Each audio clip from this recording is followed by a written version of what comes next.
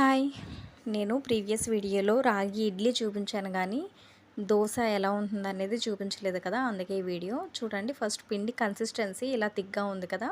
దోసల కన్సిస్టెన్సీలోకొచ్చేటట్టు పల్చగా చేసుకోవాలి. కాస్త వాటర్ యాడ్ చేసుకొని, తర్వాత ప్యాన్‌కి ఆయిల్ వేసి గ్రీస్ చేసుకోవాలి. ఎప్పుడైనా సరే జస్ట్ గ్రీస్ చేయాలి, ఆయిల్ ఎక్కువ ఉండకుండా.